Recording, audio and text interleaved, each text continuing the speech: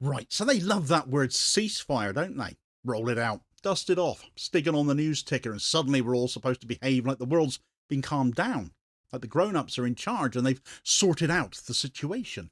Borders are quiet, situation stabilised, everyone can breathe again. Except, funny thing, it wasn't quiet at all. And now we have a report detailing the noise behind the scenes. Why Israel can keep bombing with impunity despite signing up to a ceasefire is because they have permission. The Quincy Institute are the ones who have uncovered the paperwork, and there it is in black and white. The Biden White House had assented to Israel seemingly from the moment the ceasefire was called a year ago to keep bombing Lebanon while Hezbollah downed tools. Side understandings, they called it. Lovely phrase. It means we'll keep the wording, you keep firing the missiles, and Hezbollah will sit on its hands. And Washington called that peace. Well, we've seen this pantomime often enough to know the lines by heart now, don't we? When they say ceasefire, they mean one of you stops and the other one doesn't. Right, so there is a way to read a ceasefire agreement that's got nothing to do with what is printed on the page. You look at who is permitted to act and who's required to absorb. You look at which side gets to move aircraft and which side is told to hold position. You look at which violations are called violations and which ones are quietly reclassified as routine. It's all there before the first missile leaves the ground. The paperwork, when it comes to light, so often tells you who was never meant to stop firing, and this is the case here. The bad soap opera plotline just came full circle. During the ceasefire negotiations in late 2023, the United States presented itself as the stabilizing hand on the Lebanon front. Public language spoke of preventing a second war front, even though Israel were champing at the bit for it. How dare Hezbollah fire at us in solidarity with Gaza, and all of that. Deterrence, containment, responsible stewardship. The idea was that Washington would ensure neither side broke the truce. The image was of an overseer, a referee, a guarantor of calm. The ceasefire existed in that framing. The border was described through those words. But the official language was only the surface of the agreement. And now the Quincy Institute of Responsible Statecraft has published the missing lines. The holes that were in the plot, you see. The side understandings, as they have put it. The part not included in the ceasefire text. The part Lebanon didn't sign. The part the public haven't heard. You see, the Biden administration gave Israel quiet approval to continue cross-border strikes after the ceasefire was announced. These were not emergency responses, not provocation reactions. These were standing permissions. Israel could continue operating while Hezbollah was expected to remain still. The ceasefire, therefore, was not mutual. It was a restraint regime on Lebanon while Israel could carry on as usual. And we know, of course, they have done that, but now we know the US assented to it. One side believed a ceasefire was in effect, the other knew it wasn't. So what we have been calling a Lebanese ceasefire for the past almost year was never a ceasefire at all. Michael Herzog, serving as Israel's ambassador to Washington at the time, said publicly that the United States had greenlit these strikes. No hesitation, no withheld phrasing. The approval was acknowledged as policy. The ceasefire was never bilateral. It only applied downwards. The stronger side kept initiative. The weaker side was required to demonstrate calm, discipline, and endurance, not realizing the same constraint was not on their opponents. Compliance was the test. Endurance was the measure. That was the structure. Hezbollah didn't escalate. That was the posture. That was the signal to the Lebanese public, to regional actors, to the international press. The silence on the southern front was treated as evidence that the ceasefire was holding. Only one side was actually being measured, though. Only one side's stillness counted, and this was what was described as stability. But that word did not refer to quiet. It referred to control. The United States continued to speak as if it were the balancer between forces, the neutral hand, but neutrality would have required even-handedness, not systemic bias. The paperwork did not require that, though. The paperwork was written to hold one side in place, while, unbeknownst to them, the other continued operations. The ceasefire existed as narrative only. The war continued by arrangement. None of this required secrecy per se, just obscurity. The public needed only to believe the word ceasefire. The governments involved only needed the term to settle. And once the label was accepted, the facts could run underneath that without contest. The United States could perform mediation. Israel could maintain initiative. And Lebanon could be held responsible for any break they came out with.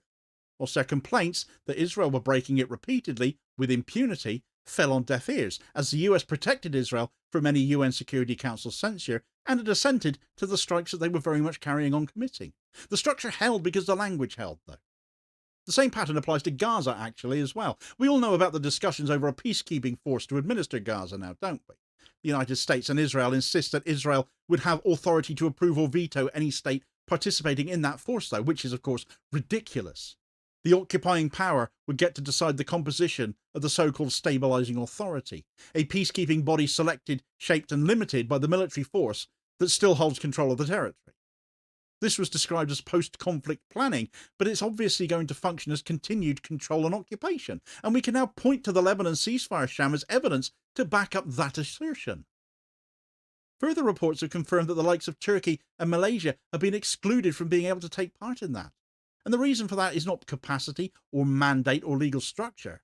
The reason was just Israeli objection, because they knew these states would not allow Israel to continue to commit atrocities. And we have that Lebanese case now to point to validate such an assumption. A peacekeeping framework defined by the party the world claims must be constrained, the language of ceasefire, the mechanics of occupation. The stronger side gets to decide who enters the arena, who monitors, who remains outside. The ceasefire is the stage, the occupation is the operation, and why should we believe that would not continue? Another example that has just cropped up in Mexico, as it happens, as I've also covered in a separate story today, the Mexico case reveals the narrative maintenance that runs parallel to all of this. It's been reported that Israel, along with the US, claimed Iran was behind a plot to assassinate the Israeli ambassador in Mexico. The accusation moved very quickly. It created the shape of a threat. It was very quickly shut down by Mexico itself as nonsense, though. Nothing of the sort had been proven. Israel once again is trying to make something out of Iran. Frankly, Netanyahu would have been more believable if he'd told us yet again that Israel was 10 minutes away from a nuclear weapon, though. But these are not disconnected events. They are the same architecture applied to different locations. In Lebanon, the ceasefire only applied upwards. In Gaza, peacekeeping, whatever that ends up resembling, will only exist under Israeli approval. In Mexico, the narrative only needed to circulate long enough to set the frame of who acts and who threatens. But it's all gone a bit boy who cried wolf in that particular case. The United States does not mediate these arrangements at all, involved in all three of them as they are. They are the ones permitting Israel to get away with what they're getting away with. It enforces the rules against the likes of Hezbollah and Hamas and Iran, but not Israel, who can just carry on. The balance is not balanced, and this is the very definition of blatant imbalance, isn't it? Lebanon reveals the structure most clearly though, because the paperwork has surfaced before the excuses could come, and at a time when the ceasefire has never looked shakier. How can it possibly hold forever when one side is blatantly ignoring it after all, and by design at that, as we've now found out? The ceasefire was never intended to restrain both sides. It was designed to restrain one. The presence of the United States, therefore, did not guarantee peace. It guaranteed containment of one side. It guaranteed things going Israel's way at all times. The language aligned with power, not parity. The Gaza file repeats that pattern openly. If Israel selects the peacekeeping force, the force does not keep the peace. It maintains the conditions Israel requires. The United States enforces that selection. The description of this arrangement as stabilising is an act of naming, not an act of neutrality, though. The ceasefire is not a cessation. It's a managed field of movement where one side is watched and the other is enabled. And again, Israeli strikes continue throughout that ceasefire too, because it is just as much of a sham.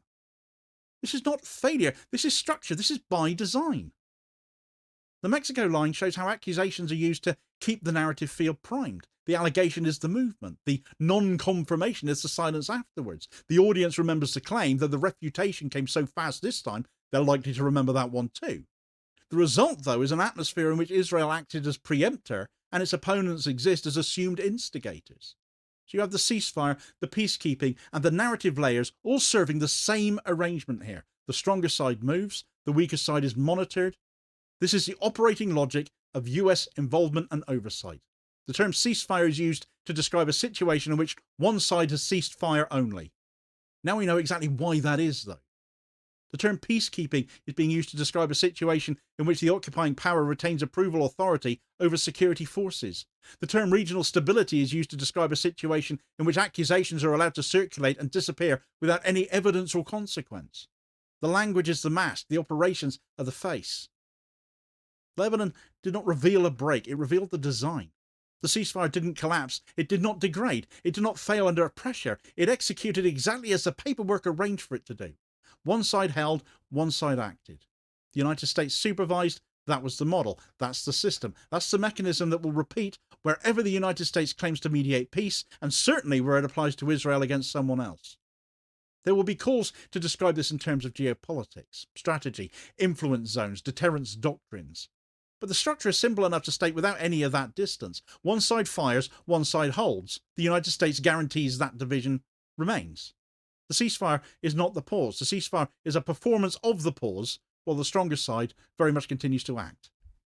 As long as the United States oversees ceasefires in the Middle East, there will be no ceasefires, therefore. There will be arrangements to restrain one side and shield the other and call it a ceasefire. That's the outcome that's being documented now. That's the arrangement that's being sustained. Lebanon simply revealed what peacekeeping means when the United States is an arbiter. Lebanon hasn't exposed the collapse of diplomacy here. Lebanon exposed the diplomacy at work itself. The border didn't go quiet. The border was held in a state of managed pressure. Israeli drones did not leave Lebanese airspace. They continued to circle, to scan and to map. Artillery did not go silent. It shifted from open engagement to paced harassment. The rhythm changed. The activity did not stop. Hezbollah did not respond in kind. That restraint was treated as proof that the ceasefire held, though. The continued Israeli operations were treated as necessary maintenance, excused at all times. The US did not describe these operations as violations. They were described as defensive measures, force shaping, stabilising action. The ceasefire existed only in the reporting of one side's respect for it, while the other had it made. You have to wonder, therefore, why the ceasefire has actually held for as long as it has. Lebanon has not at time of writing issued any statement that I've found in response to the Quincy Institute report.